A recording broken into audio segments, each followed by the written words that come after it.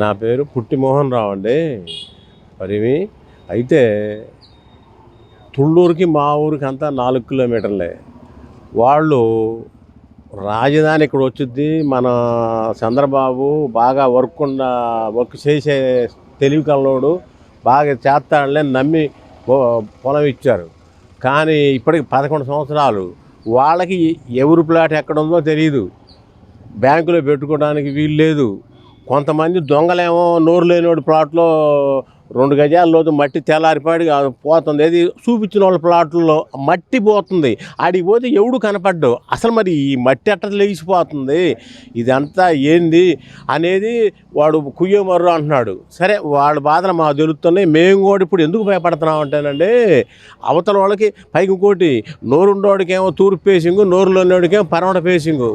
ఆడ ఇచ్చే రిటర్న్ ప్లాట్లు ఇదొక న్యాయం జరుగుతుంది. దాని మీద ఏంటి అని అంటే, లాటరీ వాడికి పోయిందా మీకు అంతే అంటే, మరి మా పరిస్థితి ఏంటి? రేపు చేసిపోయి ఏ వాగుల్లో వంకల్లో పెట్టొద్దు. మాకు తుళ్ళూరు రోడ్డుకి మాది 6,000 పొలం కదా, 1,500 ఎకరం వచ్చుద్ది. తుళ్ళూరు రోడ్డుకి ఆ దొరకు 800, ఈ దొరకు 800. అటు పోతే శాఖమూరు దాకా బాని, ఇటు పోతే నెక్కంటి దాకా బాని. మాకు ఇవ్వండి. అది ఒకటి. ఇచ్చిన భూమి ఎమ్మటే మేము బ్యాంకులో పెట్టుకునే అధికారం కావాలి. ఎందుకు అంటే, నాకు 10 లక్షల అప్పు ఉందండి. 2 ఎకరాలు ఉంది. ఇంతకుముందు చంద్రబాబు వచ్చిన తర్వాత అమ్ముదాం అంటే రేటు ఒక్కసారి 4 కోట్లకు పోయింది. నాకు ఆశ పుట్టింది. వాళ్ళు ఇచ్చారు కదా ప్లాట్, ఇచ్చిన రిటర్న్ ప్లాట్ 12 కోట్లు అమ్మిద్ది అంటున్నారు. మరి 12 కోట్లకు పోతే నేను పోగొట్టుకుంటాను డబ్బు కదా అని నేను ఆగా.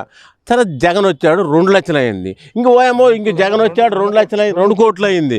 ఇక ఏమో కంపారింది. మళ్ళీ మన చంద్రబాబు వస్తే కానీ మళ్ళీ 6 కోట్లకు పోద్ది అని చెప్పి మా ఊళ్ళో 2,000 మెజార్టీతో గెలిపించామండి. ఎవరు ఊళ్ళోకి వచ్చి అంత ఒత్తిడి చేసింది కూడా లేదు. మొత్తం మనకి రేట్లు పెరుగుతాయి. 2,000 మెజార్టీ అండి మా ఊళ్ళో. అట్లా వేసాం, వచ్చారు. ఇప్పుడు అయిపోయింది. ఇప్పుడు మీ భూమి ఇవ్వాల్సిందే. ఇవ్వందే డెవలప్ చంద్రబాబు ఏం చెప్పాడు? ఇది అక్షయ పాత్ర, అమరావతి అక్షయ పాత్ర అన్నాడు. అక్షయ పాత్ర అంటే ఇదే రాజధానితో రాష్ట్ర వ్యాప్తం బాగు చేస్తా అన్నావు. కాబట్టి మేము కూడా ఆయనకు అండగా నిలబడవలసిందే. మా భూమి ఇవ్వాల్సిందే.